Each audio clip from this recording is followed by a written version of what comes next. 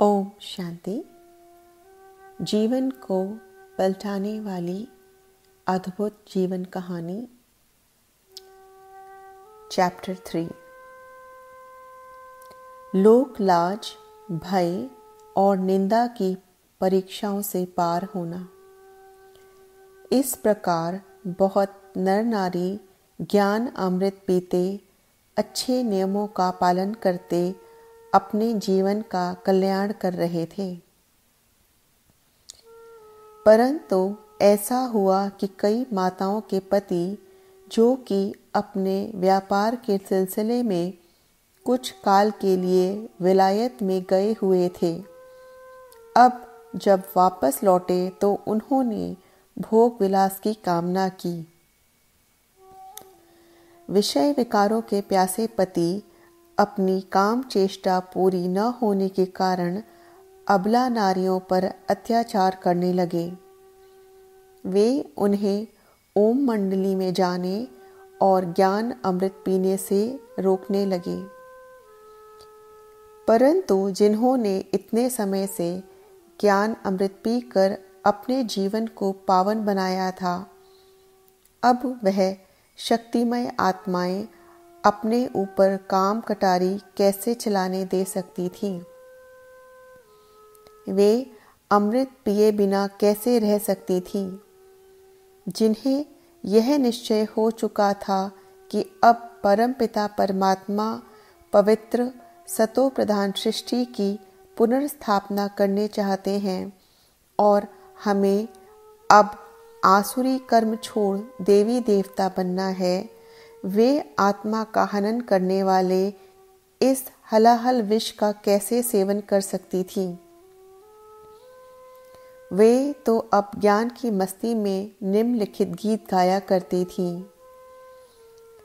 मैं क्षेत्र नगर की शक्ति हूँ और ओम मंडली में रहती हूँ। स्वधर्म का पालन करती हूँ, नित्य शांत समाधि करती हूँ। मैं ज्ञान अमृत पिलाती हूँ, नित्य विष्णु अर्थ शुद्ध सेवा से है ज्ञान ही मेरा जीवन धन, नित्य देश बेगमपुर रहती हूँ। निज आनंद स्वरूप ओम हूँ मैं, जीवन मुक्ति मौज उड़ाती हूँ। सुन ज्ञान बंसी बजाती हूँ, नित्य गोविंद के गुण गाती हूँ। यह सृष्टि मेरा है गुलशन, खुद मस्ती में नित्य रहती हूँ। अब वे विनम्र भाव से हाथ जोड़कर पति से कहती, आत्मन, हम आपके और विश्व के कल्याण की कामना करती हैं और इस घर को वैश्यालय के बजाय शिवालय अथवा मंदिर बनाना चाहती हैं।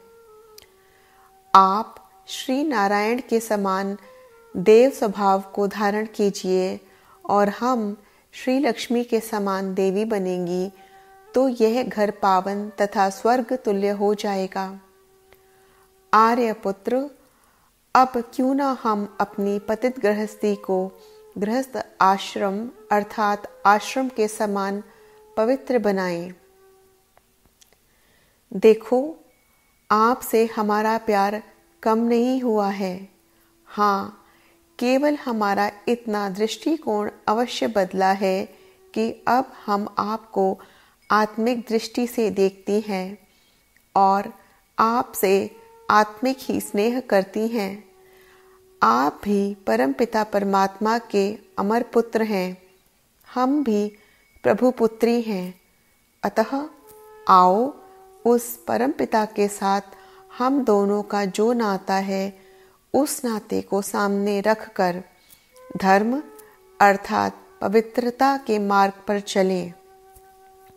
देखो, हम घर गृहस्थ के सभी धर्मानुकूल कर्तव्यों को पहले से भी अधिक उत्तरदायित्व और परिश्रम से निभाएंगी। जो कार्य हमने पहले शायद कभी नहीं किया था, वह भी हम करेंगी। यहाँ तक कि यदि आपको थूकना होगा तो हम पीक दान की बजाय अपने हाथ भी आगे करने के लिए संकोच नहीं करेंगी। परंतु अब हम ज्ञान गंगाओं को, शिव शक्तियों को, ज्ञान परियों को, प्रभु पुत्रियों को स्वीकृति और सहयोग दो कि हम इस घर को पावन बनाएं। इस पर लगे माया के दाग धब्बों को धो डालें तथा मनोविकारों को राख कर दें। आप काम वासना के लिए हमसे प्रस्ताव मत किया करो। अब प्रभु हमसे पवित्र रहने का प्रस्ताव कर रहे हैं, क्योंकि अब कलयुग का अंत होने वाला है। समय को पहचानो, हमारी बात मान लो। आप भी ज्ञान अमृत का एक प्याला पीकर अपने भविष्य को उज्जवल बना लो। सहयोग दो कि हम अपने गृहस्थ को कमल पुष्प के समान बनाएं। हम आपसे केवल पवित्रता ही की भीख मांगती हैं। यह पवित्रता ही हम आत्माओं की प्यास है। हम आत्माओं ने अनेक जन्म विषय विकारों में गोते लगाए हैं, परंतु हम ज्ञान मीराओं को अब इस एक जन्म के शेष थोड़े से समय के लिए तो पवित्र रहने दो, क्योंकि हमने अब काम को मन से निकालकर श्याम को अथवा राम को उसमें बिठाया है। इस प्रकार वे अपने अपने पति को पवित्र बनने के लिए जो प्रेरणा देती, वह प्रेरणा इस गीत के सुरों में भरी है। जीवन की घड़ियां यो ही न खो, ज्ञानी बनो, योगी बनो। चादर न लंबी तान के सो, पवित्र बनो, योगी बनो। चोला यही है कर्म का, सौदा यही है धर्म का। धोना जो चाहे जीवन को धो, ज्ञानी बनो, योगी बनो। ओम से मनवा अब शाद कर, उजड़ा हुआ घर आबाद कर। ओम की माला मन में पिरो, ज्ञानी बनो, योगी बनो। परंतु उन माताओं का यह अनुनय विनय, उनका निवेदन आवेदन उल्टे मटके पर पानी की तरह अथवा रेत पर घी की तरह व्यर्थ ही जाता था। जैसे अफीमची अफीम के बिना या शराबी शराब के बिना नहीं रह सकता और हाय शराब दो, शराब दो इस प्रकार फरियाद करता है, वैसे ही वे भी हाय विकार, हाय विष इस प्रकार काम भोग के लिए व्याकुलता प्रकट करते। काम की कामना पूर्ण न होने के कारण उनमें क्रोध की ज्वाला प्रज्वलित होती और उससे उनकी बुद्धि पर पर्दा पड़ जाता और वे बड़ी निर्दयता से मारते पीटते। पत्नी कहती विष छोड़ अमृत पियो, परंतु पति कहता हमें तो विष का प्याला चाहिए। वास्तव में एक विशेष बात यह भी हुई थी कि 2-3 महिलाओं को उनके पतियों ने बहुत मारा पीटा था, यहाँ तक कि उन्हें चोट भी लग गई थी और उनसे खून भी निकला था। उन्होंने उन महिलाओं के जेवर उतार लिए थे, उनका स्त्री धन भी ले लिया था और जो वस्त्र उन्होंने पहने हुए थे उनको फाड़ कर उन्हें घर से निकाल दिया था। उन माताओं ने दूसरे दिन ओम मंडली के सत्संग में पहुंचकर दूसरी माताओं बहनों को अपना हाल सुनाया। जब सभी ने देखा उन माताओं को ऐसा पीटा गया है कि उन्हें निशान पड़ गए और उन अबलाओं का मायके से लाया गया जेवर आदि भी उतार कर उन्हें निकाल दिया गया है, तो उस दृश्य का उनके मन पर बहुत गहरा प्रभाव पड़ा। उन्होंने सोचा, क्या इस समाज में स्त्रियों का बस यही मान है जिसे धर्म पत्नी कहा जाता है। वह जब धर्म के मार्ग पर चलती है तब क्या उनके मंतव्य के अनुसार साधना करने का उसे यह दंड मिलता है? उसे अर्धांगिनी हाफ पार्टनर कहा जाता है, परंतु व्यावहारिक जीवन में तो उसे एक पशु की भांति बुरी तरह पीटा जाता है। अतः इस वृतांत से माताओं का मन टूट गया और कन्याओं ने सोचा कि हम ऐसा विवाह नहीं करेंगी जिसके परिणाम स्वरूप यह हालत हो। हम ऐसे कामी, क्रोधी और विकारी मनुष्य से शादी नहीं करेंगी। अतः उन्होंने इस प्रकार एक गीत बना लिया। खबरदार होकर सुनो प्यारी बहनों, अज्ञानी नरों से सगाई न करना। मैं आजकल के विकारी बने नर क्षणिक प्रेम में फंस तबाह न होना। खाते मांस मदिरा बने सर्वभोगी, ऐसे विकारी का दर्शन न करना। खोया चाल चलन है बुरी संगतों में, भला ऐसे नर का भरोसा क्या करना। करो देख ज्ञानी पति प्यारी बहनों, केवल रूप धन पर कच्चाई न करना। स्वधर्म न भूले घड़ी एक भी जो, ऐसे पति का पल्ला तुम पकड़ना। स्वयंवर लिए खूब सोचो विचारो, सीता सती सम गले फूल धरना। फलेगा फूलेगा गुल जो खेलेगा, जगत का उद्धार वह निश्चय समझना। सोचने की बात है कि माताओं और कन्याओं ने अपनी ही माता जाति का जो तिरस्कार देखा और उन पर अत्याचार भी देखा, तो उन्होंने स्वयं अपने मन से ही पवित्र रहने का निर्णय किया था। इसमें बाबा क्या कर सकते थे?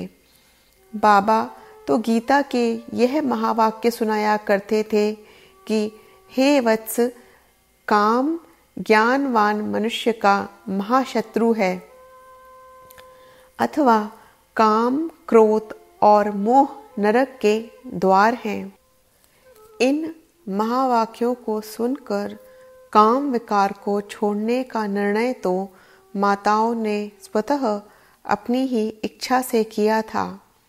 अतः यदि बाबा उनसे कहते भी तो भी वे काम क्रोध को नहीं अपनाती, परंतु लोग उनकी भावना को न समझकर उन पर बहुत अत्याचार करते थे।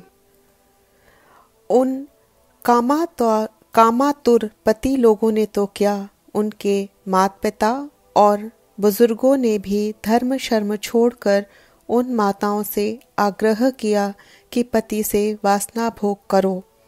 न केवल इतना ही किया, बल्कि वे एक कमेटी बनाकर अथवा पंचायत लेकर बाबा के पास आए।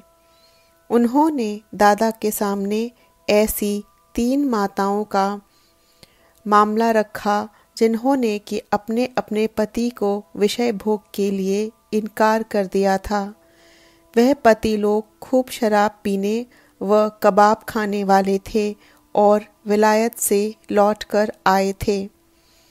विषय भोग का प्रस्ताव पति द्वारा अस्वीकार होने पर उन्होंने उन महिलाओं पर बहुत अत्याचार किया था। सिंध में उस अत्याचार की खूब चर्चा चल पड़ी थी। एक पति ने तो न्यायालय में मुकदमा भी चालू कर दिया था। उस मामले को लेकर पंचायत के लोग बोले, दादा आप इनसे कहो कि ये अपने पति से विषय भोग करें। परंतु बाबा ने उन्हें कहा, मैं तो ज्ञान अमृत पिलाने की सेवा कर रहा हूँ, मैं इन्हें कैसे कह सकता हूँ कि ये विषय विकार में डूबें। यह सत्संग में न आना चाहें तो भी इनकी इच्छा है, परंतु जिस काम विकार को गीता में नरक का द्वार कहा गया है, उस विकार के लिए मैं कैसे इन्हें सुझाव, अनुमति अथवा आज्ञा दे सकता हूँ। बाबा ने उनको यह भी कहा कि मेरी अपनी लौकिक पुत्री भी ब्रह्मचर्य का व्रत पालन करती है।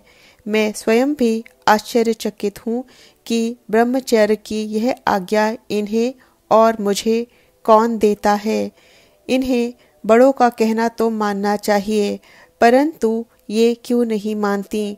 ये भी उस परम पिता की आज्ञा के कारण विवश हैं, और मैं भी। बाबा ने ये भी कहा, मैं तो इन आत्माओं का एक सेवक हूँ। मुझे तो प्रभु ने इनकी सेवा के लिए निमित्त बनाया है, तब मैं इनका सेवक इन्हें आज्ञा कैसे कर सकता हूँ। देखो, ये कोई मेरी आज्ञा पर नहीं है, बल्कि जो इनको आज्ञा देने वाला है वह मुझे भी अपनी आज्ञा पर चला रहा है। अतः आज्ञा देने वाला कोई और है, मैं तो स्वयं ही आज्ञा का पालन करने वाला हूँ। इस विषय में भी इन दिनों एक गीत बना हुआ था, जिसका पहला पद था, सेवक अचेत ही ओम मंडली में सेवा करण वास्ते। इसका भावार्थ यह था कि दादा कहते थे कि मैं तो एक सेवक हूँ, ओम मंडली में सेवा करने के लिए ही आया हूँ। बाबा ने यह भी कहा था कि यह तो इनके घर का आपसी मामला है, मैं इसमें कैसे दखल दे सकता हूँ। अब सोचने की बात है कि जबकि उन महिलाओं को दिव्य साक्षात्कार हो चुके थे, उन्होंने ईश्वरीय ज्ञान और पवित्रता का रसावादन भी कर लिया था, और दूसरी ओर अज्ञान काल में विकारी जीवन भी देख लिया था, तो वे अब किसी के कहने से विषय वासना के जीवन में कैसे प्रवेश करती। उनको तो किसी का कहना वैसे भी व्यर्थ ही था। वे तो अब 2-3 वर्षों में इस गीत के भावार्थ में ही टिक गई थीं। ज्ञान ही मन का मीत सखीरी, ज्ञान ही मन का मीत, जगत में राखो ज्ञान से प्रीत, मंडली गीता की मुरली बजावे, मन को प्रभु की याद दिलावे, यही बुद्धि योग की है रीत, सखीरी सीता और राम की प्रीत, मन मस्ताना ठौर न पावे, मेरा मेरा सदा ललचावे, उसे ओम अर्थ से जीत, सखीरी ज्ञान खड़क से जीत, जगत में राखो ज्ञान से प्रीत। अतः उन्हें पवित्रता ब्रह्मचर्य के नियम का इस दृढ़ता से पालन करता देखकर लोगों में हलचल शुरू हुई। वे सोचने लगे कि हमने ऐसा सत्संग कभी नहीं देखा। यदि माताएं ब्रह्मचर्य का पालन करने लगेंगी तो इस सृष्टि की वृद्धि कैसे होगी। उन्हें तो मालूम नहीं था कि सतयुग अथवा देवयुग में और त्रेता युग में मैथुनी सृष्टि नहीं होती, बल्कि उस काल के सतोगुणी लोगों अथवा देवी देवताओं में काम वासना नाम मात्र भी नहीं होती, और तब सृष्टि मनोबल और पवित्रता बल से अर्थात योग बल से पैदा होती थी, और अब उसी सृष्टि की फिर स्थापना हो रही है। दूसरी बात, इस सत्संग में लोगों ने यह भी देखा कि यहाँ ईश्वरीय ज्ञान देने के कार्य में प्रायः माताएं व कन्याएं ही निमित्त बनी हुई हैं। अब तक तो उन्होंने यही देखा था कि हर सत्संग में पुरुष ही शास्त्र सुनाते तथा कथा करते थे। तीसरे, लोगों ने यहाँ दिव्य साक्षात्कारों की भी धूम मची देखी, जिसे वे अपने तमोगुणी संस्कारों के कारण तथा अशुद्ध खान पान के कारण नहीं समझ सके। काम वासना के अधिकार की मांग। अतः जिन सिंधी वर्की लोगों की विलायत से लौटने के बाद काम चेष्टा पूरी नहीं हुई थी, उन्होंने जब पंचायत को लेकर शोर मचाया तो इस माया नगरी के और बहुत से धर्म विमुख लोग भी उनसे मिल गए। वे घर घर में जाकर कहने लगे कि कन्याओं, माताओं अथवा पुत्रों पौत्रों को इस सत्संग में जाने से रोको, वरना हम बिरादरी से आपका बहिष्कार कर देंगे। कुछ एक को तो डराया धमकाया और पीटा भी गया कि वे अपने पुत्रियों या पत्नी आदि का ओम मंडली में जाना बंद करें। वहाँ के मुखिया लोगों का शहर पर काफी दबदबा था और कई समाचार पत्रों की व्यवस्था समितियों अथवा बोर्ड में, जैसे कि सिंध ऑब्जर्वर नामक समाचार पत्र में भी उनका उच्च स्थान था या उनकी पहुंच थी। अतः उन सब ने मिलकर एक हंगामा शुरू कर दिया। कुछ एक समाचार पत्रों में ने उनका खूब सहयोग दिया। कल तक जिस सत्संग में स्वयं वे मुखी और चौधरी लोग आया करते थे अथवा अपनी बहू बेटियों को उसमें सम्मिलित होने के लिए सहर्ष स्वीकृति पत्र देते थे तथा दादा के कार्य की भूरी भूरी सराहना करते थे, आज उसके विरुद्ध उन्होंने आंदोलन शुरू करने के लिए एक संगठन बनाया, जिसका नाम उन्होंने एंटी ओम मंडली रखा। उस मंडली का प्रधान बनाया गया मुखी मंगाराम जी, जो कि दादा के एक निकट संबंधी और प्रशंसक थे और स्वयं भी इस सत्संग में आते थे। अब लोगों ने उन्हें भड़काया था। उन्हें कैसे भड़काया गया, इस विषय में भी एक बड़ा दिलचस्प वृतांत है, जो कि निम्नलिखित है।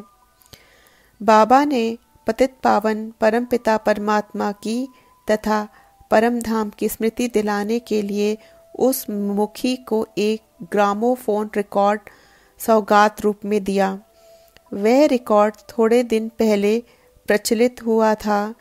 उसमें भरा हुआ जो गीत था वह इस प्रकार था। इस पाप की दुनिया से अब और कहीं ले चल, चित चैन जहाँ पाए, ले जल्द वहीं ले चल। इस पाप की दुनिया से, लोगों की ज़बानों से, दुनिया की निगाहों से, अब और कहीं ले चल, अब और कहीं ले चल। इस पाप की दुनिया से अब और कहीं ले चल।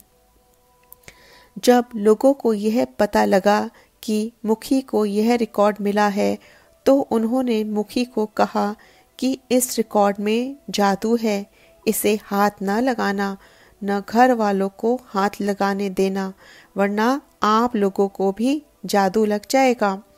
हम एक जादूगर को बुला लाते हैं, वह आकर आपको बताएगा इस रिकॉर्ड में कैसा जादू है। मुखी जी डर गए। वह बोले, अच्छा, जादू टोने वाले को ले आओ। लोग एक ऐसे व्यक्ति को ले आए जो टोने, झाड़ा फूंकी, ताबीज आदि का काम करता था। वह आकर बोला, आह, इस रिकॉर्ड पर तो जादू का खूब असर हुआ है। आप लोग बड़े खुश नसीब हैं कि आपने इसे हाथ नहीं लगाया, वरना। बस लोगों ने ईंटे पत्थर रोड़े उठा कर उस रिकॉर्ड को मारे ताकि उसमें भरा हुआ जादू अच्छी तरह उससे निकल जाए। कहीं ऐसा ना हो कि उसके किसी हिस्से में छिपा हुआ जादू निकलकर किसी को लग जाए। देखिए तो संसार की कैसी हालत हो चुकी है। एक व्यक्ति जिसका धंधा ही लोगों को ताबीज़ देना है और जिसे यही बात पर लाया गया है कि इस रिकॉर्ड में जादू भरा हुआ है, उसे निकालने के लिए हमारे साथ चलो।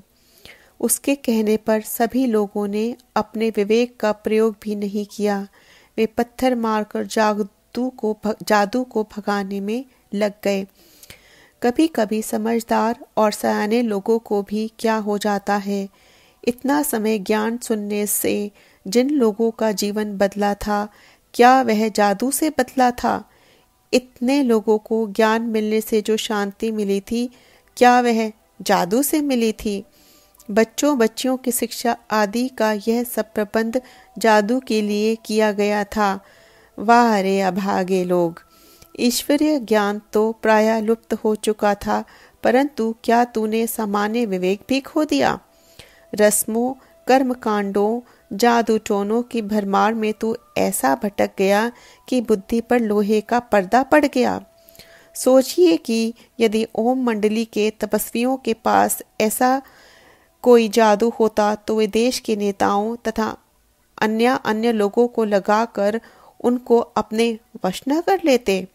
सच है, यदि कोई व्यक्ति बनावटी हीरो की दुकान वाले बाजार में सच्ची हीरो की दुकान खोल ले तो उसके हीरे भी झूठे ही मानेंगे। वह चाहे कितने भी प्रमाण अपनी सच्चाई के लिए दे, लोग उस पर विश्वास नहीं करेंगे, बल्कि कोई वेला ही पारखी जो अपने विवेक का निष्पक्ष प्रयोग करता होगा, उसके हीरो का सौदा करने को तैयार होगा। ठीक यही वृतांत परमपिता परमात्मा के साथ होता है। जब वह ज्ञान रत्नों को ऐसे संसार में आकर लोगों को देने लगते हैं जिनके यहाँ टोने, झाड़ फूकी और झूठे जादू प्रचलित हैं, वह क्या जाने कि परमपिता परमात्मा का ज्ञान ही सच्चा जादू है। वह जिसको लग जाता है वह अपने जीवन से बुराइयों को छोड़ देता है, परंतु लोग उसे बदला हुआ देखकर सोचते हैं कि इस पर जादू हो गया है। सचमुच ऐसा खुदाई जादू तो सभी पर होना चाहिए कि जिससे आसुरी स्वभाव वाला मनुष्य बदलकर देवता बन जाए। हाँ, तो ऐसी एंटी ओम मंडली बनाई गई थी और उसके प्रधान व मुखी मंगाराम जी, जिनके भड़काए जाने का वृतांत हम ऊपर लिख आए हैं। इन्हीं मुखी मंगाराम जी के पुत्र की धर्मपत्नी दादा की अपनी बड़ी लड़की थी। कुछ घरेलू खटपट तथा दुर्व्यवहार के कारण दादा की वह पुत्री अपने पिताजी दादाजी के यहाँ चली आई थी। अतः मुखी मंगाराम जी बहुत ही गुस्से में थे। उन्होंने अपना साथी बनाया एक अन्य सेठ को। उस सेठ के एक पुत्र की मृत्यु होने के बाद उसकी बहू से जायदाद के बंटवारे के विषय में कुछ झगड़ा था। सेठ की वह बहू दादा के सत्संग में आती थी और वे ओम मंडली के निकट ही एक बिल्डिंग में रहती थी। वह सेठ दादाजी का एक मित्र था और प्रशंसक भी था। उसने दादा को कहा कि वह उसकी उस बहू पर दबाव डाले कि वह वापस उसके सेठ के घर में जाकर रहे और जायदाद के बंटवारे का प्रश्न छोड़ दे। दादा ने इस बात से इनकार किया क्योंकि एक तो यह उनका अपना निजी घरेलू झगड़ा था जिसमें दादा ने हस्तक्षेप करना अनुचित समझा, और दूसरे उस बहू का जो कानूनी अधिकार था वह तो उसे मिलना ही चाहिए था। अपना अधिकार मांगने के लिए उसे रोकना दादा को एक अन्याय करने जैसा कर्म मालूम होता था। परंतु उस सेठ को यह आशा न थी कि दादा, जो कि उसके पुराने मित्र थे, उन्हें इनकार कर देंगे। अतः वह भी बहुत क्रोधान्वित थे। अतः मुखी मंगाराम जी के ने तथा उस सेठ ने ओम मंडली को नीचा दिखाने की बात सोची। उस सेठ ने इस कार्य के लिए एंटी ओम मंडली को काफी आर्थिक सहयोग दिया। कुछ दिन पहले तक जो मुखी व सेठ ओम मंडली के सत्संग में आते थे और ज्ञान अमृत पीते थे, अब उन्होंने शास्त्र प्रसिद्ध राहु जैसा पाठ बजाने की ठान ली। एंटी ओम मंडली का विशेष उद्देश्य यही था कि यदि दादा अथवा ओम मंडली संपूर्ण ब्रह्मचर्य की धारणा के प्रचार से न टले तो उन पर प्रतिबंध लगवा दिया जाए। एंटी ओम मंडली ने लोगों पर दबाव डाला और इसके परिणाम स्वरूप जो कन्याएं या माताएं ओम मंडली में सत्संग के लिए आती थी, उन्हें उनके माता पिता, सास ससुर या पति आदि ने 5-5, 7-7 ताले लगाकर कोठरियों में बंद कर दिया और उन पर सख्त पहरा रखा जाने लगा। उनके साथ ऐसी निर्दयता से व्यवहार किया जाने लगा कि जिसका वर्णन नहीं हो सकता। पवित्रता के मार्ग पर चलने वालों पर अत्याचार। पवित्रता की प्रबल शिक्षा देने वाले, धर्म के मार्ग पर चलने का प्रेरणादायक संदेश देने वाले तथा दृढ़ मनसा से उच्च आदर्शों की स्थापना करने वाले तथा किसी नवीन विचारधारा को प्रस्तुत करने वाले व्यक्तियों पर इस प्रकार के अत्याचार पहले भी होते आए हैं। इतिहास इस बात का साक्षी है, परंतु लोग इतिहास के इस पाठ से लाभ नहीं उठाते और फिर ऐसी परिस्थिति सामने आने पर अपनी असहिष्णुता का, रूढ़िवादिता का तथा बर्बरता का पाठ फिर दोहराते हैं। अभी 100 वर्ष ही हुए हैं कि लोगों ने स्वामी दयानंद की स्पष्टवादिता, अंधविश्वास के विरुद्ध किए गए प्रचार तथा सदाचार युक्त जीवन के लिए दी गई शिक्षा के लिए उन पर जगह जगह पत्थर बरसाए, उन्हें डराया धमकाया और अंत में एक व्यक्ति ने उन्हें विष देकर उनका जीवन भी ले लिया। हज़रत ईसा के पवित्र आदेशों, उपदेशों का स्वागत लोगों ने उन्हें शूली पर चढ़ाकर दिया। हज़रत इब्राहिम ने जब लोगों को ये शिक्षा दी कि वे जड़ बूतों को देवता मानकर उनकी पूजा करने के बजाय एक परमात्मा को याद करें, तो उन्हें लोगों का कड़ा विरोध सहन करना पड़ा। जब महात्मा बुद्ध ने वर्ग भेद और जाति पाति के भेद को मिटाने तथा सम्यक ज्ञान और सम्यक आचार इत्यादि का उपदेश किया, तो उनके चचेरे भाई ने और कर्मकांडी पंडितों ने उनका कड़ा विरोध किया। जब हज़रत मोहम्मद ने मूर्ति पूजा का विरोध किया और कुरीतियों से भरे समाज के सुधार का यत्न किया, तो लोगों ने इतना झगड़ा किया कि आखिर उन्हें मक्का छोड़कर मदीना जाना पड़ा। जब मंसूर ने अनहलक का नारा लगाया तो सभी जानते हैं उसके साथ क्या बीती। सिख लोग अपने गुरुओं के साथ हुए अत्याचारों का वर्णन गुरुद्वारों में इन शब्दों में किया करते हैं।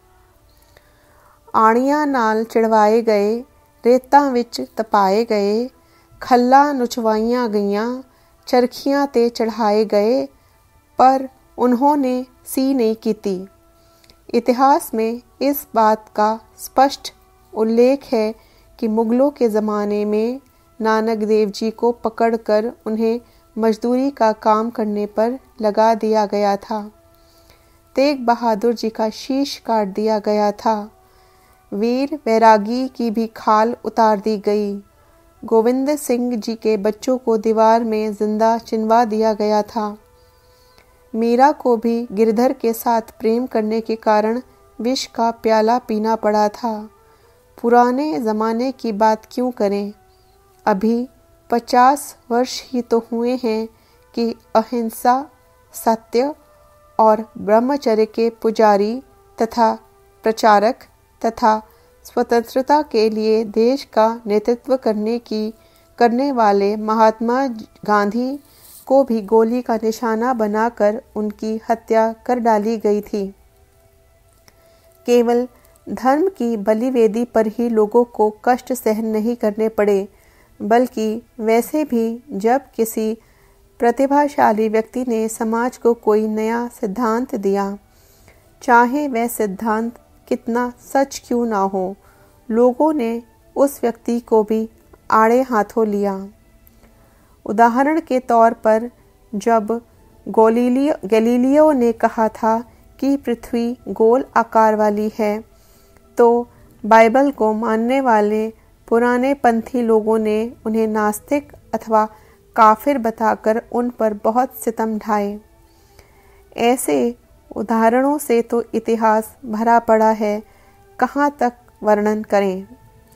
वास्तव में बात यह है कि जनता का यह स्वभाव है कि वह एक तो इस बात को भूल जाती है कि एक व्यक्ति डाकू से बदलकर वाल्मीकि बन सकता है, स्त्री की काया के मोह जाल में फंसे तुलसी की तरह बदलकर रामायण जैसा काव्य रच सकता है, कबीर की तरह जुलाहा अथवा निम्न जाति का होकर भी समाज को कोई अच्छा पाठ पढ़ा सकता है, भरतहरि की तरह राज्य भाग छोड़कर भी वैराग्य वृत्ति को धारण कर सकता है, बाल्यावस्था में मन को कोई बात अच्छी लग जाने पर हकीकत राय की तरह और गोविंद सिंह के पुत्रों की तरह अत्याचार एवं कष्ट सहन करने के लिए भी दृढ़ संकल्प वाला हो सकता है।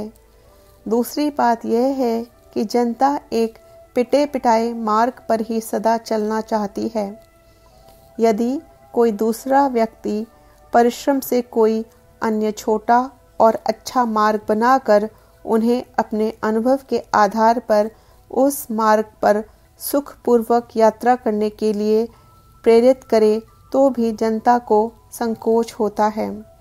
इसलिए जनता भी भेड़ चाल प्रसिद्ध है, जनता की भेड़ चाल प्रसिद्ध है।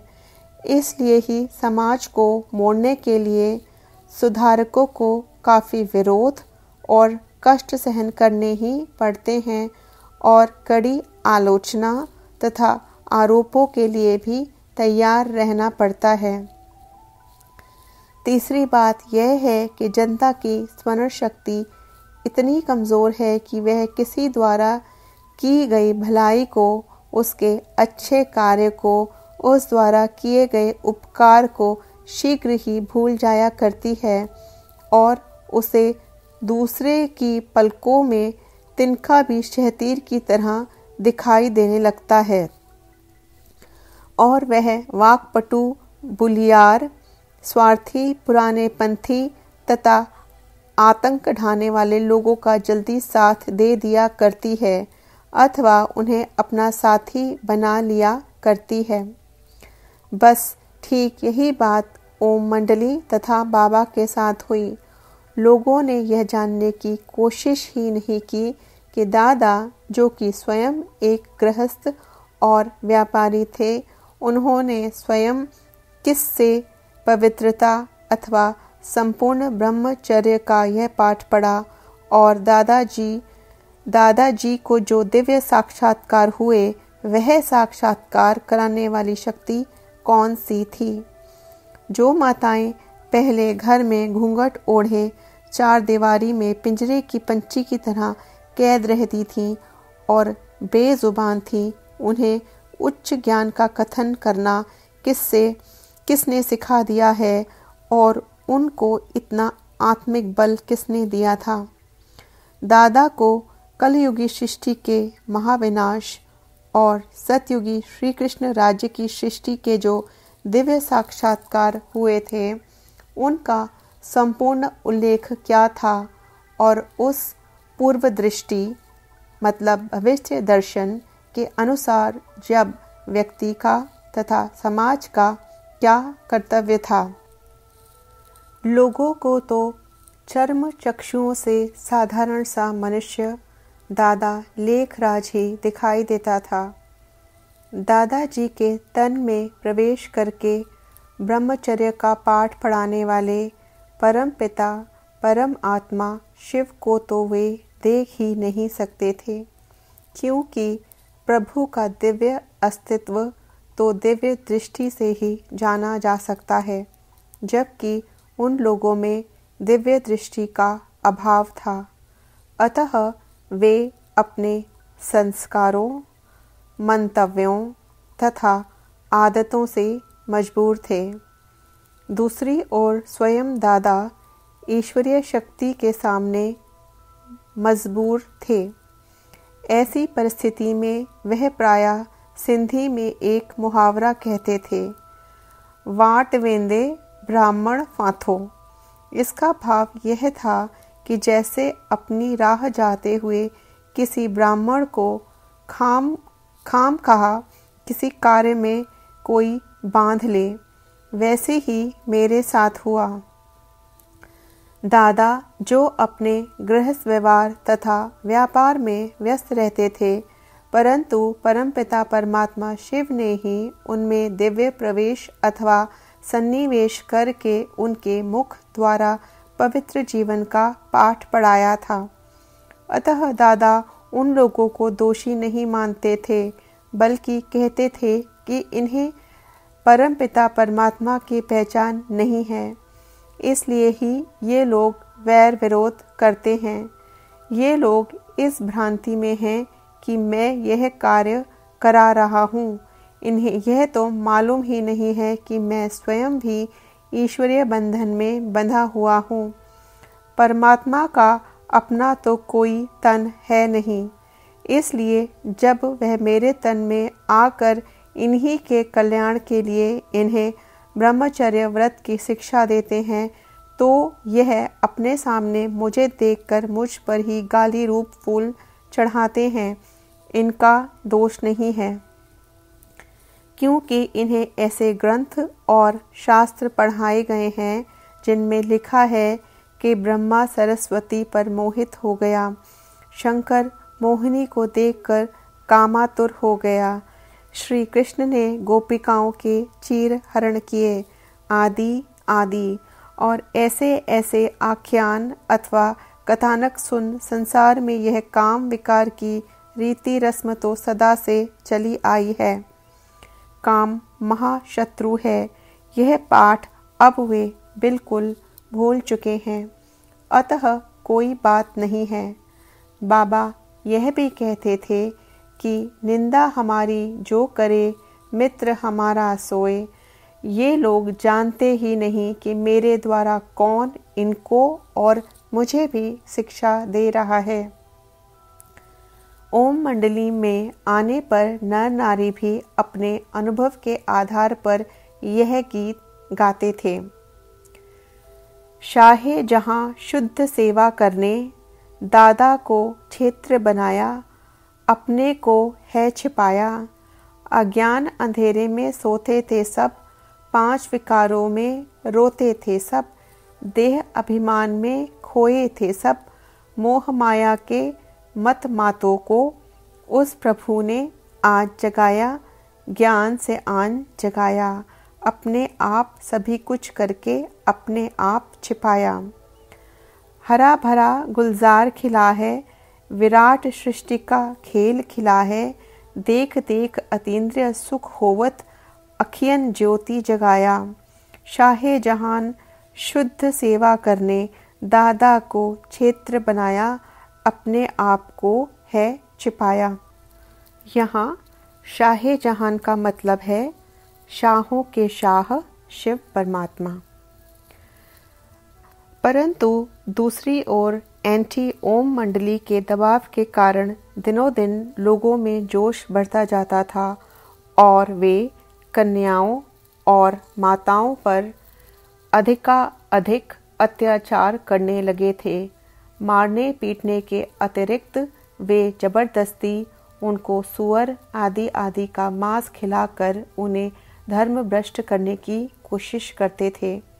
वे जादूगरों को बुलाकर कहते थे, इस कन्या या माता पर शायद जादू हो गया है, इस पर हुआ जादू उतार दो।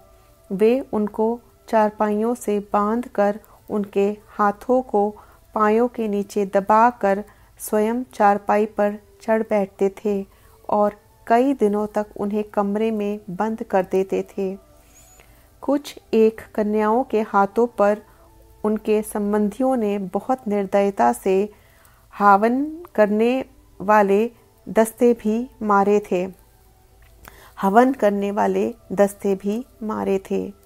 ओह, हरेक बंद की गई कन्या माता की एक ऐसी दर्दनाक कहानी है जिसका यदि उल्लेख किया जाए तो सुनने पढ़ने वालों की आंखों से आंसुओं की अटूट धारा बह निकलेगी। वे सोचेंगे कि क्या ब्रह्मचर्य व्रत के पालन के लिए इन्हें इतना सहन करना पड़ा। पुरुष लोग यदि पवित्रता अथवा ब्रह्मचर्य का पालन करना चाहते हैं, तब वे तो घर बार छोड़कर संसार करके स्त्री को विधवा और बच्चों को यतीम बनाकर चले जाते हैं। परंतु कन्याएं, माताएं यदि घरों में रहते हुए, सेवा करते हुए भी ब्रह्मचर्य का पालन करना चाहें, तो क्या उन देवियों शक्तियों पर ऐसा जुल्म व सितम? अब तक तो संसार की ऐसी ही चाल रही है। लोग एक ओर तो हर वर्ष नवरात्रि के पर्व में पवित्र कन्याओं को जगदम्बा मानकर पूजते हैं और उनके चरण धोते हैं, और जब प्रैक्टिकल रीति कन्याएं इस उत्तम व्रत का मनसा वाचा कर्मणा पालन करके उस पवित्र पद को प्राप्त करने का पुरुषार्थ करती हैं, तो वे उनके हाथों पर हथौड़े मारते और उन्हें एक पशु की तरह मोटी मोटी जंजीरों से बांध देते हैं। वाह रे इंसान, तू अपनी दौलत और जवानी के नशे में चूर होकर इतना अत्याचार करता है कि तुझे नेकी और बदी, अच्छाई और बुराई का भी भेद भूल जाता है। तुझे यह भी ख्याल नहीं रहता कि आखिर एक दिन यह सब मिट्टी में मिल जाना है।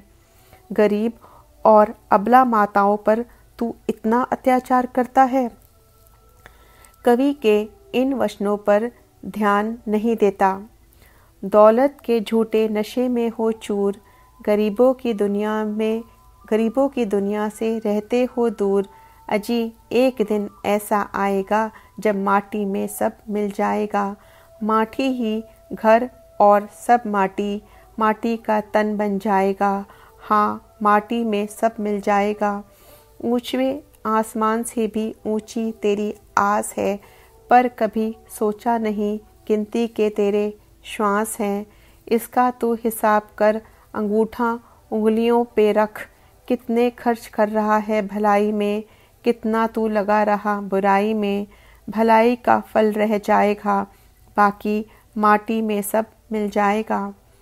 उन अत्याचारों के विषय में ब्रह्मा कुमारी गंगा जी, जो कि वर्तमान समय कानपुर में ईश्वरीय विश्वविद्यालय की इंचार्ज हैं, लिखती हैं, मैं जब से ओम मंडली में जाने लगी थी, तब से मेरी खुशी दिनों दिन बढ़ती ही जाती थी। वहाँ का वातावरण ही ऐसा शुद्ध होता था कि आत्मा को शांति का अनुभव होता था। अंतर आत्मा में ऐसा महसूस होता था कि जन्म जन्मांतर की प्यास बुझ रही है। ओम मंडली में जो ज्ञान दिया जाता था, उसमें मन विषय विकारों से हट जाता था और नेकी और पवित्रता के मार्ग पर लग जाता था। वहाँ ज्ञान अमृत का प्याला पीने और स्वयं को देह रूपी मिट्टी का पुतला नहीं मानते थे, बल्कि अविनाशी आत्मा मानते थे। वहाँ इस प्रकार के गीत गाए जाते थे, बंदे देह का अभिमान तोड़, देह का अभिमान तोड़, देही से नाता जोड़ बंदे। अब आयु तेरी क्षण भंगुर यहाँ, देह से नाता तोड़, देही से नाता जोड़ बंदे। आयु तेरी क्षण पल घड़ियाँ, माया से नाता तोड़ बंदे। प्रभु से नाता जोड़ बंदे। न कोई तेरा संगी साथी, फिर परतन चोरी क्यों हो जाती। मिलना है तो प्रभु से मिल ले, मिलना है तो अहम से मिल ले।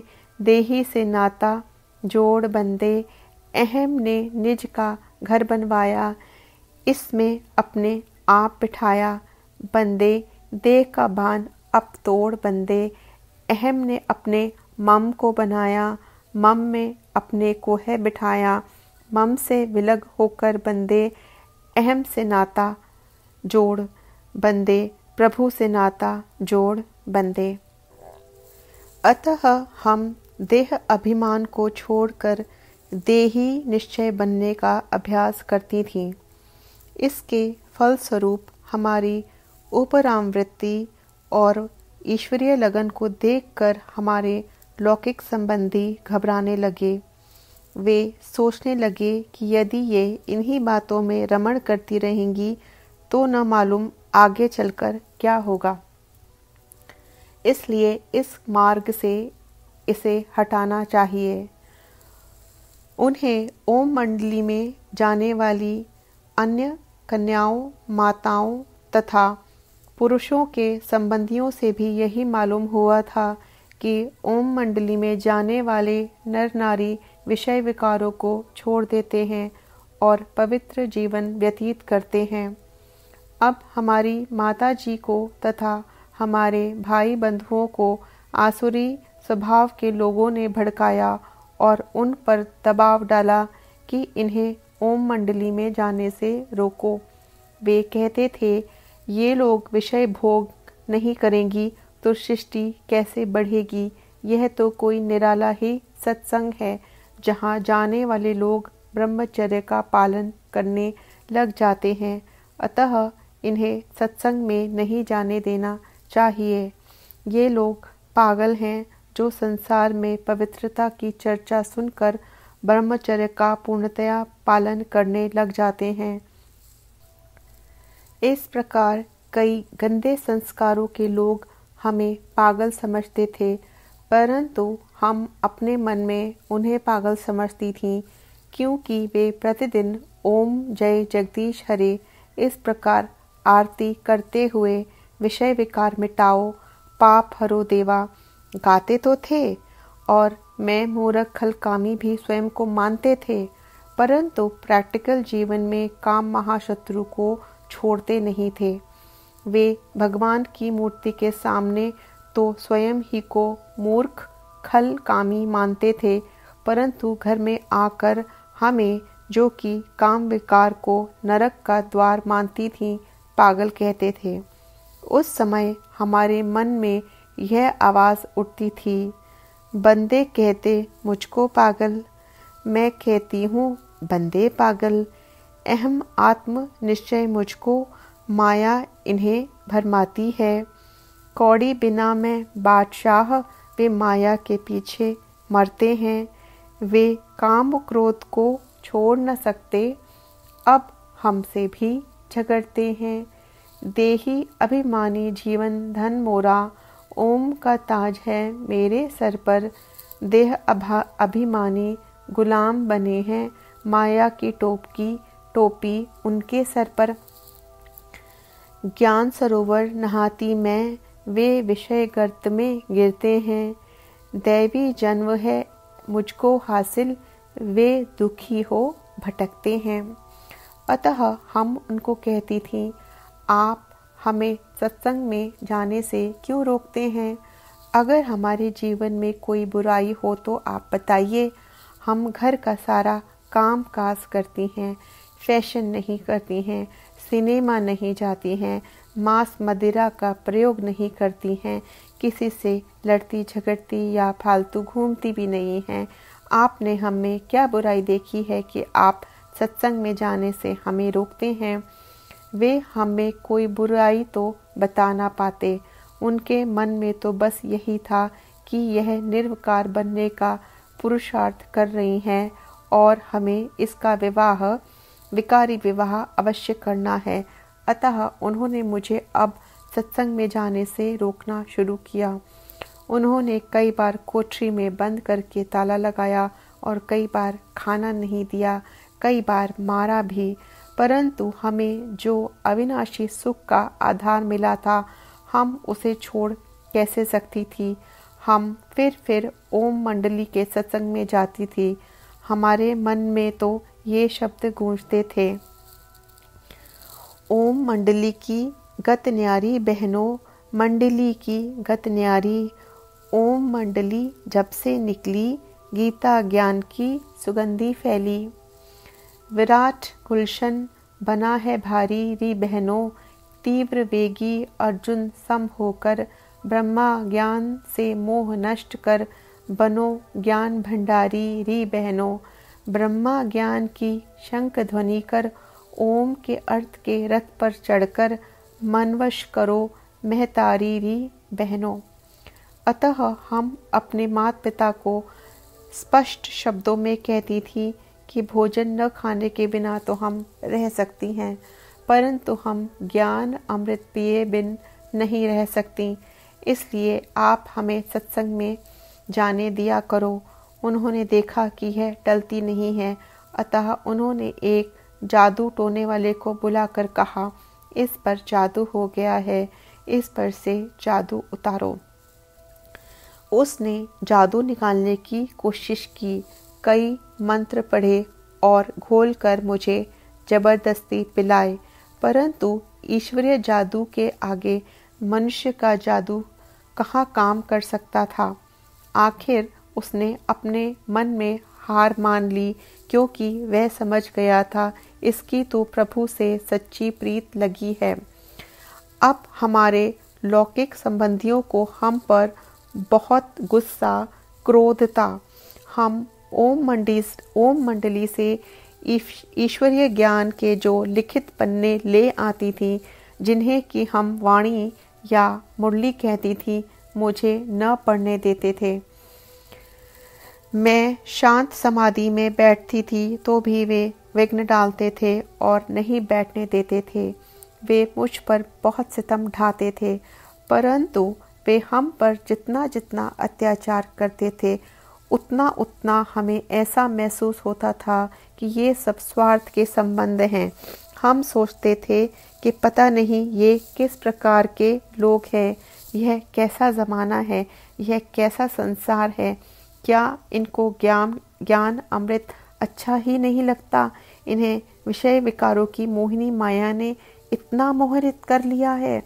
तब हमारे मन से यह पद मुखरित हो उठे, अहो माया, पुरुषों को क्यों नचाती हो, पिलाकर विषय रस बोतल विकारी क्यों बनाती हो।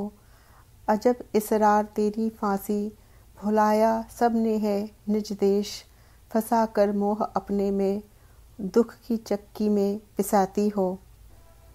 तब हमें श्रीमद् भागवत में गोपियों के चरित्र याद आते, जो कि हम बचपन से ही सुनती चली आ रही थी।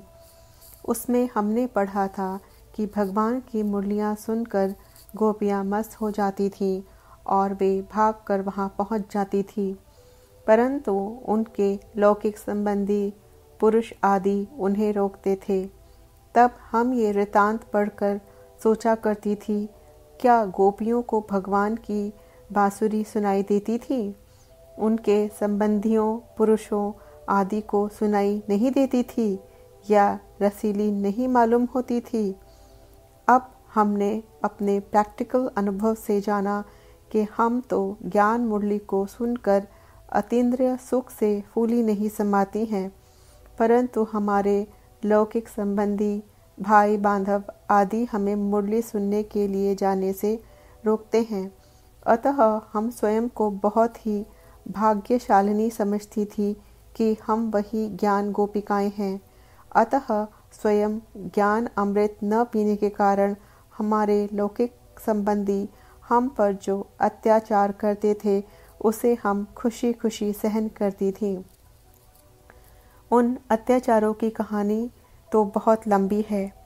एक दिन मेरी लौकिक माताजी को विचार आया कि इस कन्या का विवाह कर दिया जाए, ताकि इसका मन सत्संग से हटकर संसार की बातों की ओर, खाने पीने, पहनने और भोगने की ओर लग जाए।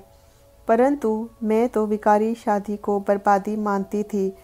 अतः मैंने उन्हें कहा, माताजी, मैं तो ज्ञान मीरा हूँ।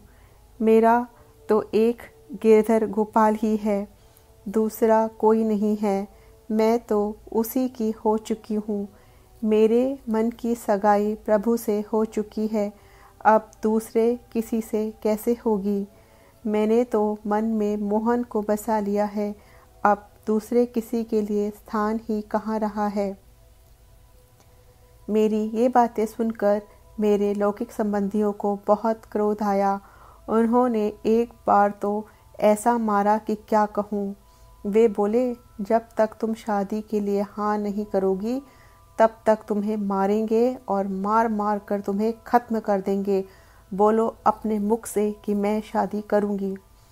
मैंने कहा, मैंने तो आपको अपने मन की सच्ची बात स्पष्ट रीति से बतला दी है कि मैं मीरा बन चुकी हूँ, मैं गिरिधर गोपाल की हो चुकी हूँ, अब मैं विकारी शादी नहीं करूँगी। ओम मंडली में जाने वाली हम कन्याएं तो वासना के मत वाले पुरुष से शादी करने के विरुद्ध थीं और कहा करती थी, खबरदार होकर सुनो प्यारी बहनों, अज्ञानी नरों से सगाई न करना है। आज कल के विकारी बने नर क्षणिक प्रेम में फंस तबाह न करना। खाते मांस मदिरा बने सर्वभोगी, ऐसे विकारी का दर्शन न करना। खोया चाल चलन है बुरी संगतों में, भला ऐसे नर का भरोसा क्या करना। करो देख ज्ञानी पति प्यारी बहनों, केवल रूप धन पर कच्चाई न करना। स्वधर्म न भूले घड़ी एक भी जो, ऐसे पति का पल्ला तुम पकड़ना। स्वयंवर लिए खूब सोचो विचारो, सीता सती सम गले फूल धरना। फलेगा फूलेगा गुल जो खिलेगा, जगत का उद्धार यह निश्चय समझना। परंतु हमारी पवित्रता की बातें उन्हें समझ नहीं आती थी। अतः एक दिन उन्होंने मुझे अंधेरी कोठी में बंद कर दिया, जंजीरों से बांध दिया और मेरे हाथों पर दस्ते हावन वाले मारे। परंतु मेरे लिए वह अंधेरी कोठरी भी रोशन थी। उन्होंने मुझे भोजन देना भी बंद कर दिया। 2-3 दिन के बाद मुझे भूख तो अवश्य लगी, परंतु उतनी ही प्रभु से मेरी लगन तीव्र तर हुई। अंदर ही अंदर मैं प्रभु से कहने लगी, प्रभु आप तो कन्हैया लाल हो, हम कन्याओं की रक्षा करने में आपने देर क्यों लगाई। देखो तो हम पर ये लोग कितना सितम ढाते हैं। प्रभु मेरी लाज बचा लो, प्रभु हमें इन विकारी संबंधियों की जंजीरों से छुड़ाओ। प्रभु जी तुम राखो लाज हमारी, मन की बात छिपी नहीं तुमसे गोवर्धन गिरधारी। राखो लाज हमारी। माया ने था जाल बिछाया और पिंजरा था लोहे का, मन पक्षी उसमें फंसा था, किस्मत में था रोने का। अब इनके बंधन से तुम ही छुड़ाओ, सुनो दया के भंडारी, राखो लाज हमारी। इसी बंधन में मैं एक विचित्र अनुभव करने लगी। विरह वेदना में डूबी मैं देह की सुध बुध भूल गई थी। मुझे अपने सामने श्री कृष्ण बंसरी बजाते हुए दिखाई दिए। बस उस सुंदर मूर्त को देखते ही मैं तड़पती हुई आत्मा तृप्त हो गई। मुझे मन में बहुत हर्ष हुआ। मुझे सूक्ष्म आवाज में वह कहते हुए मालूम हुए कि अब तुम्हारे बंधन जल्दी कट जाएंगे, घबराओ नहीं, अब मैं साकार हो चुका हूँ। इस अनुभव के साथ साथ मुझे अंदर ऐसा भी अनुभव हुआ कि मुझे भूख प्यास बिल्कुल नहीं है। मुझे तो सब कुछ मिला ही हुआ है। मेरा शरीर पहले भी कमज़ोर था और निर्बल सा था, अब कई दिन भूख प्यास के कारण और भी क्षीण हो चुका था। परंतु इस साक्षात्कार के बाद अब मुझे आत्मिक शक्ति का विशेष अनुभव हो रहा था और देह की दुर्बलताएं नहीं भास रही थी। 3 दिनों के बाद द्वार खोलकर लौकिक संबंधियों ने फिर मुझसे पूछा, अब बताओ क्या सोचा है, विकारी शादी करोगी ना? देखो अपना हट छोड़ दो, एक बार अपने मुंह से कह दो मैं ओम मंडली में नहीं जाया करूंगी और शादी भी करूंगी। मैंने कहा, आप यह क्या कह रहे हैं? आपने अभी तक हमें नहीं पहचाना। देखो मेरी बात सुन लो, इस लगन की अग्नि बुझने वाली नहीं है, यह दबाने से दबने वाली भी नहीं है। हाँ, अगर मैं इस लगन में शरीर छोड़ दूं तो मैं आत्मा को प्रभु की स्मृति में स्थित होकर स्वर्ग के द्वारे आऊंगी ही। परंतु आप एक बात कर लेना, मेरी लाश को एक बार ओम मंडली के सत्संग के द्वार के सामने से जरूर ले जाना। वे आश्चर्यान्वित होकर तथा कुछ निराश, कुछ रुष्ट और कुछ क्रुद्ध होकर कहते, तुम अभी तक भी नहीं बदली?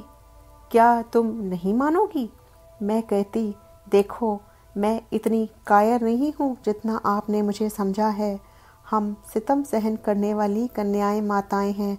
हम वही कन्याएं माताएं हैं जिनके लिए कवि ने कहा है कि हर दुख सहने वाली, मुंह से कुछ ना कहने वाली, त्याग और सेवा में जो दुनिया से न्यारी है, धरती के धीरज वाली, यह भारत की नारी है, भारत की नारी है, भारत की नारी है। गंगा जैसी निर्मल है, जमुना जैसी काया, ऐसी देवी अपने सर पर ले ले दोष पराया।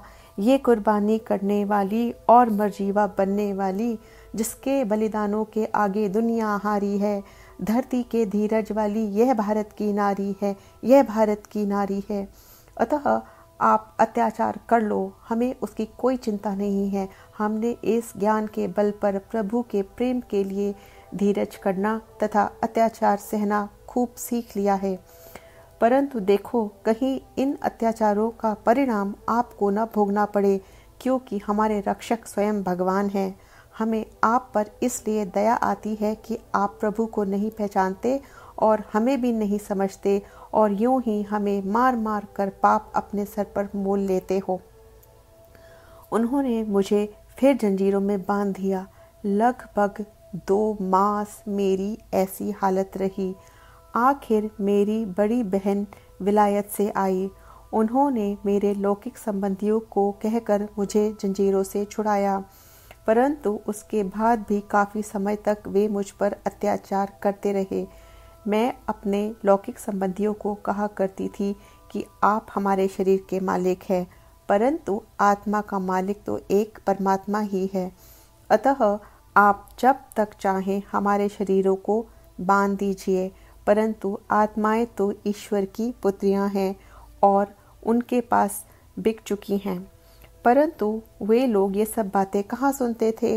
एक ओर तो भारतवासी देवियों की मूर्तियां बनाकर उन्हें पूजते थे और दूसरी ओर उन्हें पूजकर डुबो देते थे। यही हाल उनका अब हमने प्रैक्टिकल देखा कि ये लोग पवित्र कन्याओं और देवियों के चित्र जो पूजते हैं, और जब हम स्वयं वैसा बनने का पुरुषार्थ करती हैं तो ये हम पर अत्याचार करते हैं।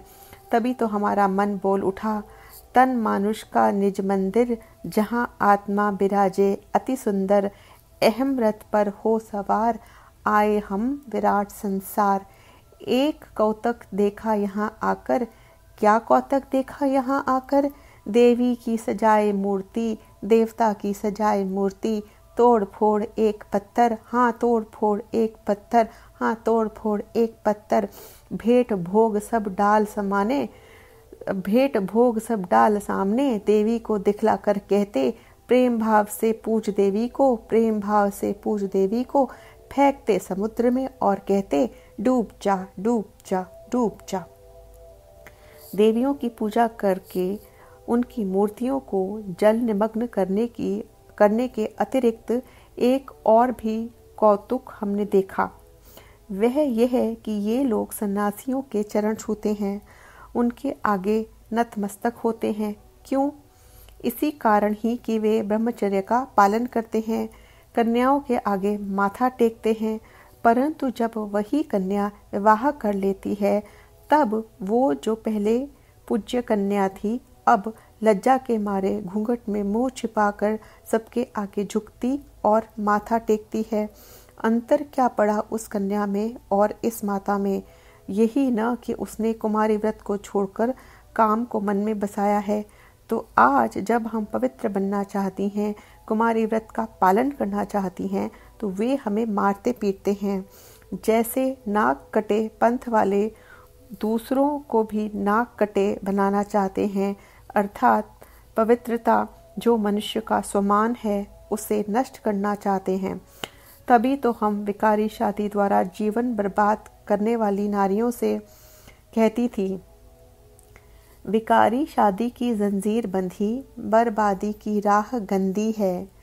तुम राह रूहानी भूली हो, यह विषय पान एक सूली है। जब ज्ञान हिंडोले झूलेंगी, जब प्रेम हिंडोले झूलेंगी, जब प्रेम हिंडोले झूलेंगी, जब प्रेम हिंडोले झूलेंगी। जब शांति समाधि झूलेंगी तब सुध बुध सारी भूलेंगी। मेरे दिल में होता दीदार नया, स्वयंवर का श्रृंगार नया। तब पहनूंगी ताज नया, खुल जावेंगी नैना हाँ नैना। अम्मी तुम पिंजरे की मैना, तुम पिंजरे की मैना। तुम रोती रिड़ती सब दिन में, हम हंसती फिरती गुरुकुल में, हम हंसती फिरती गुरुकुल में। तुम विभाग की नथ पहनी है, हम सदा सुहागिन होती हैं। परंतु कोटि कोटि मनुष्य में से कोई विरला ही इन बातों को सुनता है। जिन माताओं ने अब ज्ञान अमृत पिया था, उन्होंने तो अब पवित्रता अथवा ब्रह्मचर्य को पालन करने का प्रण किया, क्योंकि अब उन्होंने ज्ञान रस चख लिया था। अतः वे भी अब मानव को ललकार कर कहती थीं, मत पी ओ बेहोश विकारी, मत पी ओ बेहोश विकारी। तुम ज्ञान अमृत पीते रहना, तुम विषय जहर कभी ना पीना। ज्ञान अमृत है रूहानी प्याला, पीने से है आनंद निराला। बन पड़ता है सम नंद लाला, मुकुट और कमंडल वाला। पीकर अमृत जीते रहना, मानसरोवर का झरना। हाँ मत करना संग दोष, विषय से दूर हटना 3 कोस।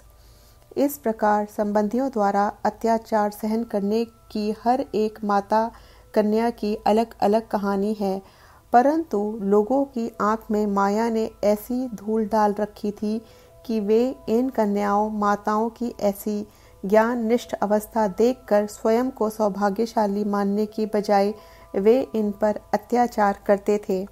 इस प्रकार विकारी लोगों के अत्याचार दिनों दिन बढ़ते जाते थे, परंतु क्या किसी के शरीर पर बंधन डालने से उसके मन को कोई बांध सकता है? नहीं नहीं। अतः माताओं कन्याओं के मन को कोई कभी भी नहीं बांध सका।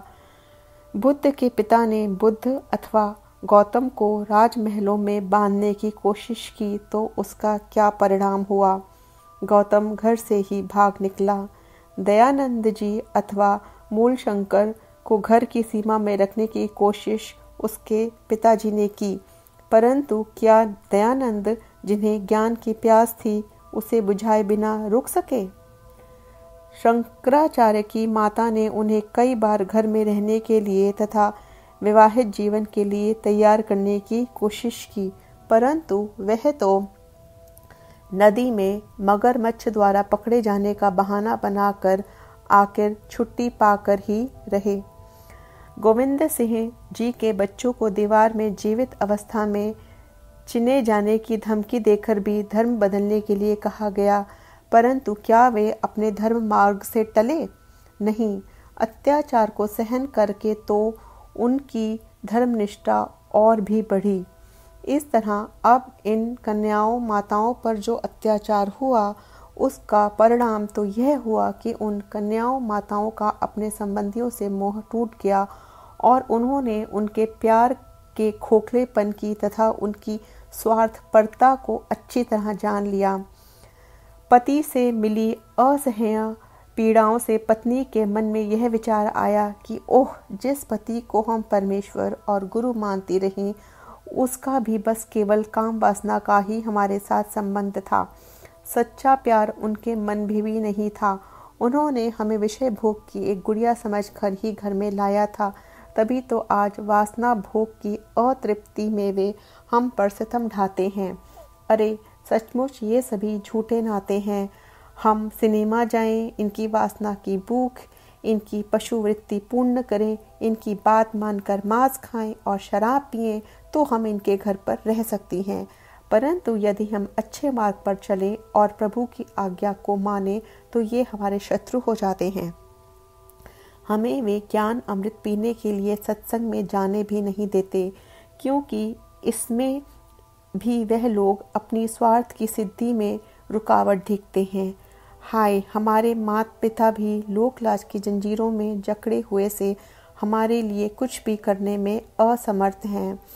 अरे रे, जिन्हें हम धर्म के ठेकेदार मानते थे, जो शास्त्रों और ग्रंथों से मीरा, शीतला, सरस्वती आदि की कथाएं सुनाते थे और ब्रह्मचर्य के गुण गाते न थकते थे, आज सरमायादार भाई बांधों के सामने उन पंडितों की भी तू नहीं बोलती, उन कथावाचकों की भी जिह्वा नहीं हिलती, बल्कि समाज में भ्रष्टाचार के पोषक तत्वों के वे भी साथी बन गए हैं। ठीक है, आज हमारी आंखें खुल गई हैं। इस जुल्म व सितम से हमें सचमुच यह लाभ हुआ है कि हम सगे संबंधियों के वास्तविक रूप को आज अच्छी तरह जान सकती हैं। प्रभु, सचमुच आप ही हमारा एकमात्र सहारा हैं। इस जगह में हमारा दूसरा कोई नहीं है।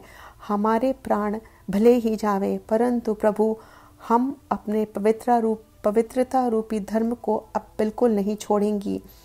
तो अपने बर्बरतापूर्ण व्यवहार से लोगों ने कन्याओं माताओं को और भी दृढ़ प्रतिज्ञा वाला बना दिया।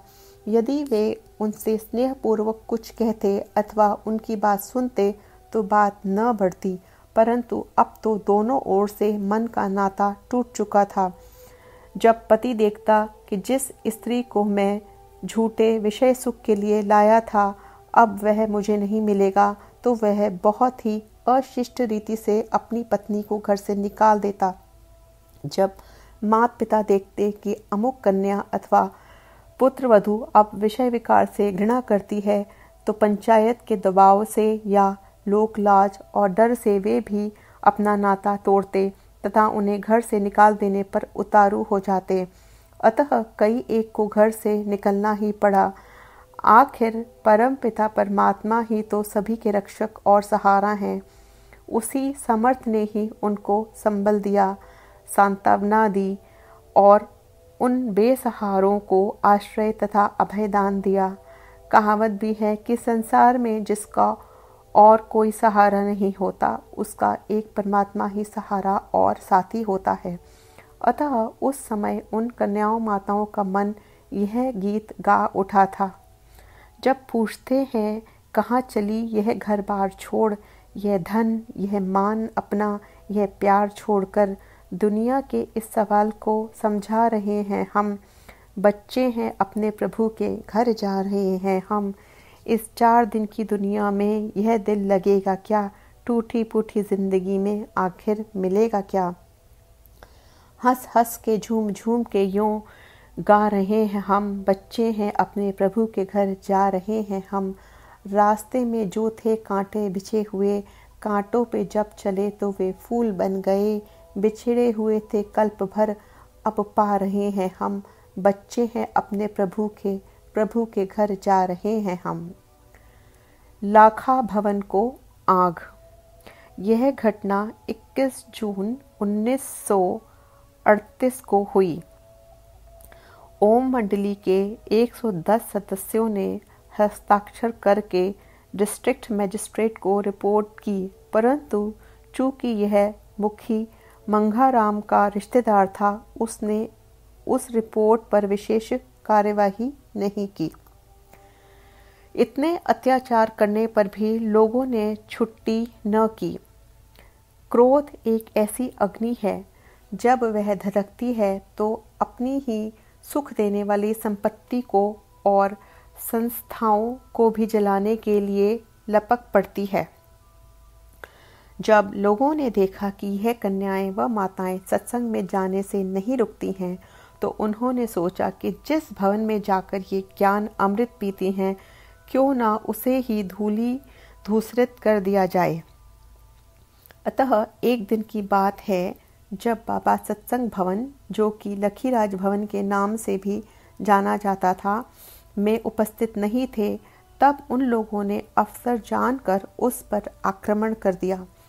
उस जमघट में बहुत ही शरारती लोग थे। उन्होंने उस लखीराज भवन को चारों ओर से घेर लिया और वे दरवाजे खिड़कियां इत्यादि तोड़ने लगे। उन्होंने भीतर घुसने की भी कोशिश की, परंतु शिव की शक्ति सेना खड़ी हो गई और उसने किसी को भी अंदर घुसने न दिया। उन लोगों ने मकान को आग लगा दी। क्रोध के वश हुए उन लोगों की बुद्धि इतनी मारी गई थी कि उन्होंने यह भी न सोचा कि हमारी ही कन्याएं माताएं बहू बेटियां आदि अंदर हैं और भवन को आग लगाने के परिणाम स्वरूप वे भी अंदर ही जीते जी जल जाएंगी। जिन मुखी लोगों ने जनता को भड़काया था वे न तो उन उपद्रवियों पर कंट्रोल कर सके, न ही इसके परिणाम को सोच सके। परंतु भावी ऐसी बनी कि किसी दर्शक ने पुलिस को फोन कर सूचना दे दी। पुलिस ने उस स्थान पर आकर सभी को भगा दिया और फायर ब्रिगेड ने आकर आग बुझा दी। जिसका राखा साइया मार सके ना कोई, बाल न बाका कर सके चाहे 100 जग बैरी होए। लोगों ने 1000 कोशिशें की परंतु वे कुछ भी बिगाड़ न सके। लक्की भवन को जलाने का वृत्तांत तो महाभारत में पहले भी कौरवों द्वारा लाखा भवन को आग के वृत्तांत के रूप में वर्णित है। एंटी ओम मंडली तथा उपद्रवियों ने जो कुछ किया उसके कारण यह गीत उन पर ठीक घटता है।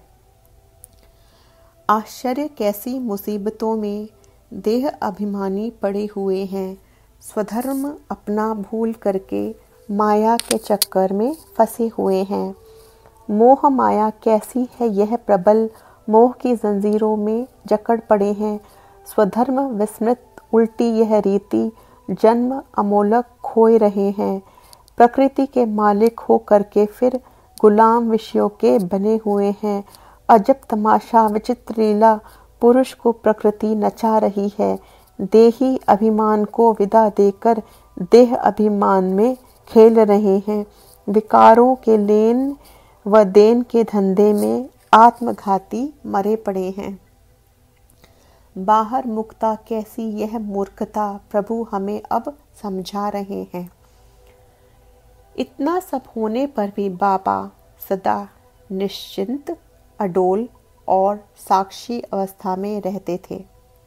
वह कहा करते थे, हम तो परम पिता परमात्मा के सेवक हैं, वही सब बात ठीक कर देगा। धर्म के मार्ग पर ये परीक्षाएं तो आती हैं, परंतु हमें इस निश्चय में स्थित रहना चाहिए कि सच की बेड़ी डोलती है, डूबती नहीं है। उनके इस शांत और निश्चिंत जीवन से प्रेरणा लेकर तथा सत्यता के आधार पर अडिग रह कर अन्य सभी माताएं, बहनें तथा भाई भी ईश्वरीय मस्ती में मस्त रहते थे। वे साक्षी होकर इस नाटक को देखते। लोगों ने लखीराज भवन पर इतने पत्थर फेंके, शीशे भी तोड़ दिए, दरवाजे भी उखाड़ दिए और हंगामा भी खूब किया, परंतु वे माताएं बहनें भयभीत नहीं हुईं, बल्कि इन सब घटनाओं का फल यह हुआ कि संसार से उनका जो थोड़ा बहुत भी अनुराग रहा था वह भी टूटता गया। और इस उच्च खलता को देख उन्हें यह भी हर्ष हुआ कि आज हम इन लोगों से अपनी धारणाओं में काफ़ी आगे निकल गई हैं और अब लोक लाज तथा भय के जीवन के लिए प्रैक्टिकल शिक्षा हमें मिल रही है। इसके अतिरिक्त लोगों की अशांत अवस्था को देखकर उनके मन में करुणा भी जागृत होती। इस करुणा से पल्लवित उनका हृदय इन स्वरों में बोल उठता, सुनो सुनो भारत के प्राणी, करो अपेन ऊपर मेहरबानी, परम पिता को पहचानो, वारिस हो सत्य मानो, छोड़ो गफलत और नादानी, मनुष्य है बोलता चालता मंदिर, मुफ्त बनते क्यों कामी बंदर, तुम कहो करो ना अपनी हानि, आत्मघाती क्यों तुम बनते, क्यों ब्रह्मा ज्ञान न लेते, बनो योगी जगत है फानी, देह का अभिमान न रखना, देही अभिमानी नित्य बनना, चलते फिरते बनो तुम ध्यानी। ओम निवास के बाहर पिकेटिंग। अब इस भवन से स्थानांतरित होकर सभी कन्याएं, माताएं तथा भाई ओम निवास नामक बिल्डिंग में चले गए। ओम मंडली का सत्संग आदि सभी वहीं होने लगा। बच्चों बच्चियों को भी लौकिक तथा आध्यात्मिक शिक्षा वहीं मिलने लगी। अब एंटी ओम मंडली ने ओम निवास के बाहर अपना आंदोलन शुरू कर दिया। ब्रह्मा कुमारी शांतामणि जी, जो कि वर्तमान समय शांतिवन तेलहटी आबू रोड की इंचार्ज हैं, लिखती हैं कि एक दिन प्रातः 5:30 बजे ओम निवास में रहने वाली छोटी छोटी बच्चियां भी यूनिफॉर्म पहने हुए अपनी शिक्षिकाओं के साथ बस में घूमने के लिए गई थीं। तब सन्नाटा छाया हुआ था। उस समय से थोड़ा ही बाद पंचायत के मुखी लोगों ने अन्य उपद्रवी लोगों के साथ, जिनमें कुछ महिलाएं भी थीं, लेकर पिकेटिंग कर दी। उन्होंने ओम निवास को चारों ओर से घेर लिया और उसके मुख्य द्वार के आगे 10-15 माताएं और भाई ज्ञान अमृत पीने के लिए आए तो उन्होंने देखा कि उपद्रवियों ने अंदर जाने का रास्ता रोक रखा है।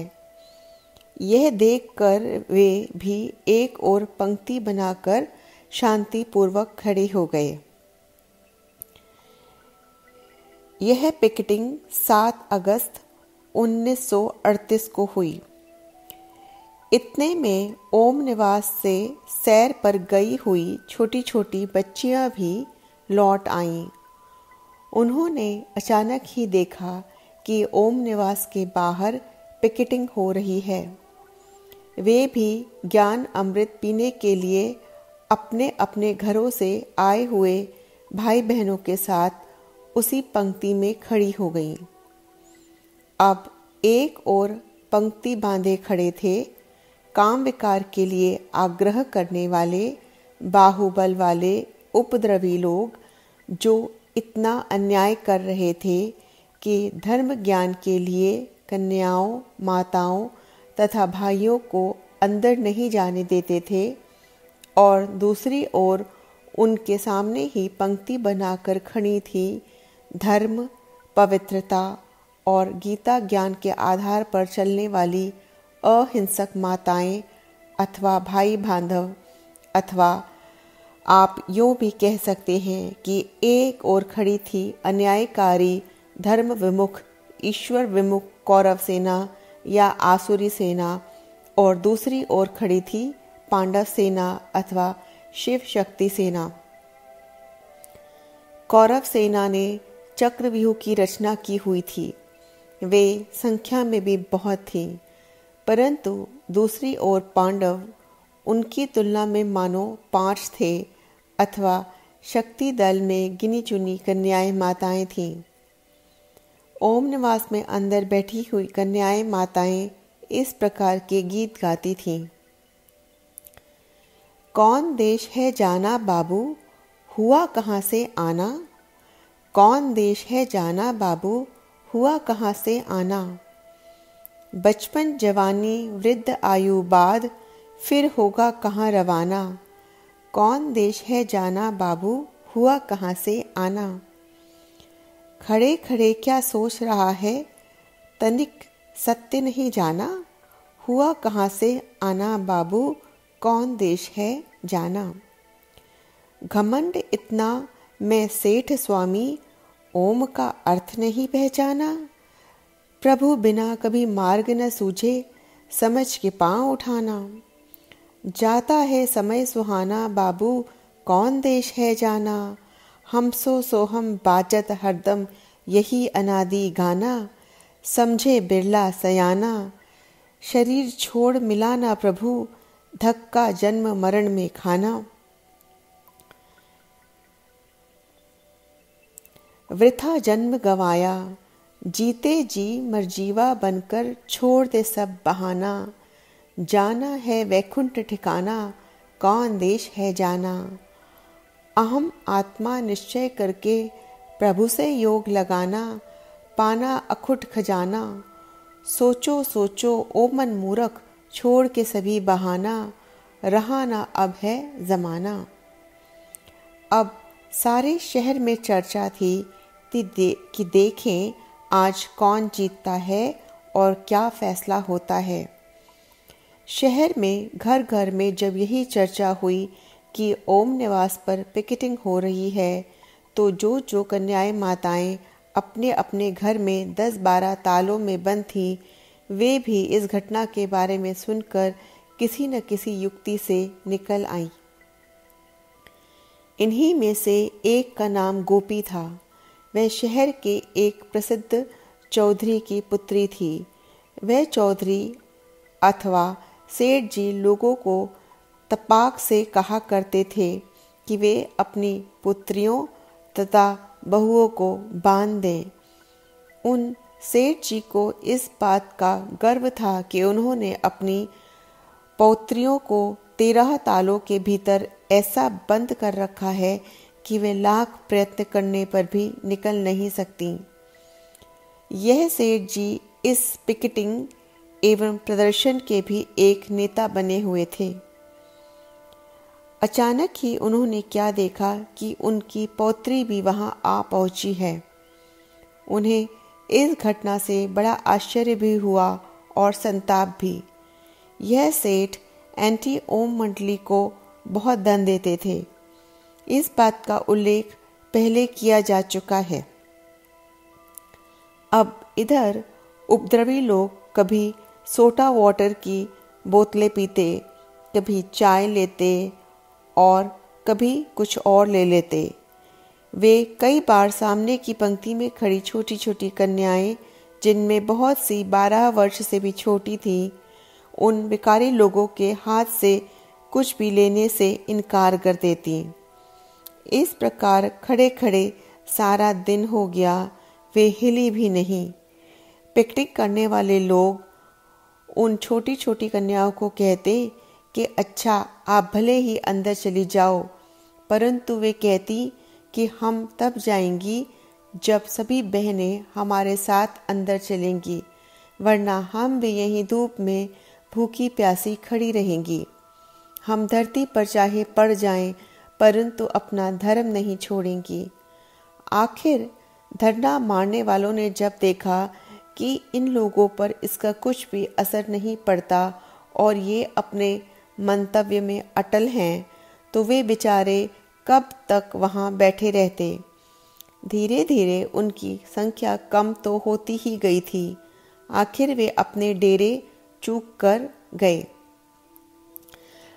कूच कर गए।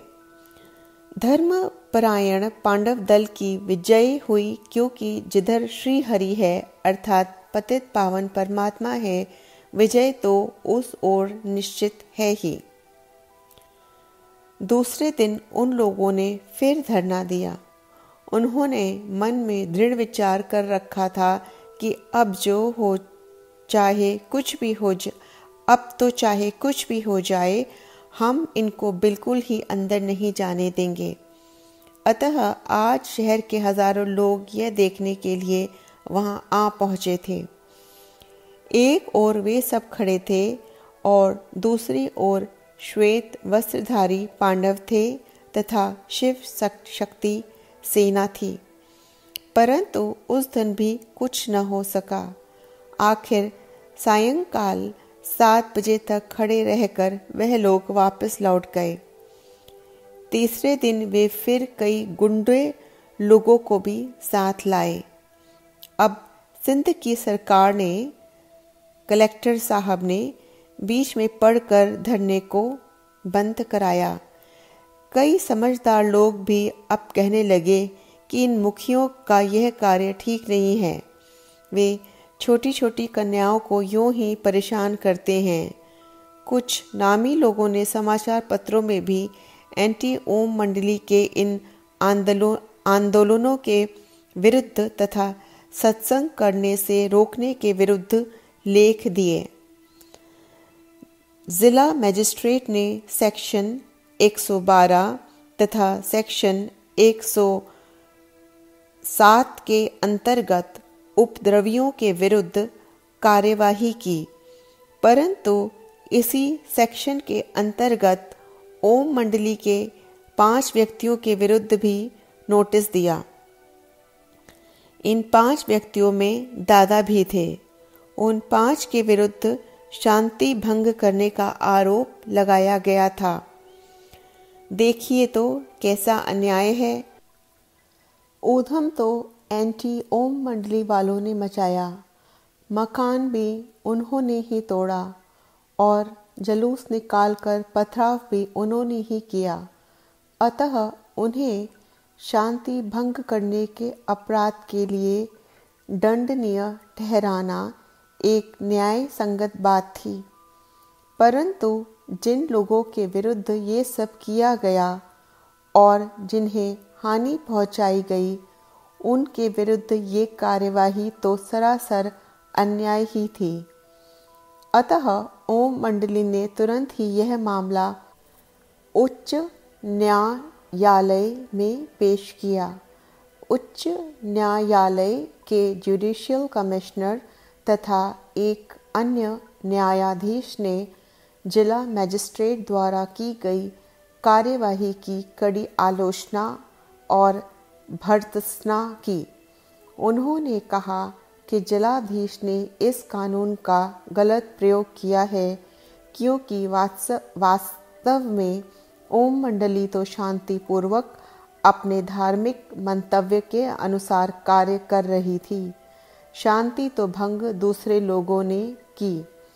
माननीय न्यायाधीश महोदय ने अपने निर्णय में यह भी लिखा कि जिला मजिस्ट्रेट ने जो कुछ किया है, यदि वैसे ही किया जाने लगे तब तो कोई भी पुराने पंथी और रूढ़िवादी लोग उठकर समाज सुधारकों को रोक सकेंगे।